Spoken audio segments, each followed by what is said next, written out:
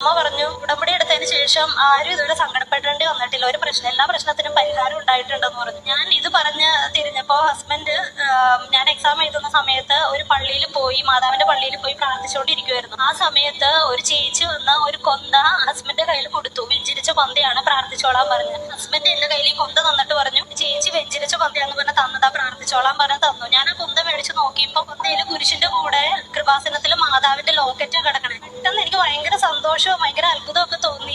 അതുവരെ ഉണ്ടായിരുന്ന ഡിപ്രഷനൊക്കെ അങ്ങ് മാറി. ഞാൻ ഓർത്തു സഞ്ചാരി മാതാവ് വരൂന്ന് അച്ഛൻ പറഞ്ഞ സത്യമാണ്. സഞ്ചാരി മാതാവ് എന്റെ കൂടെ ബാംഗ്ലൂർ വന്നു എന്ന് എനിക്ക് ഉറപ്പായി. എനിക്ക് ഭയങ്കര വിശ്വാസമായി ഇത്. ഞാൻ 28-ാം തീയതി തിരിച്ചു വന്നു. 29-ാം തീയതി ഇന്നലെ എന്റെ റിസൾട്ട് വന്നു, ഞാൻ പാസ്സായി എന്ന് പറഞ്ഞു. പക്ഷെ അതെങ്ങനെ പാസ്സായെന്ന് എനിക്ക് ഇപ്പോഴും അറിയില്ല. 95-99% ഞാൻ തോക്കുമായിരുന്നു. എനിക്കിപ്പോഴും അത് വിശ്വസിക്കാൻ പറ്റാത്തൊരു വിജയമാണ്. ഞാൻ പഠിച്ച എന്റെ ബുദ്ധി കൊണ്ട് കിട്ടിയതല്ല എനിക്കിത്. ഇത് പരിശുദ്ധ അമ്മ ഈശോയുടെ കയ്യിൽ നിന്ന് എനിക്ക് മേടിച്ചു തന്നതാണ്.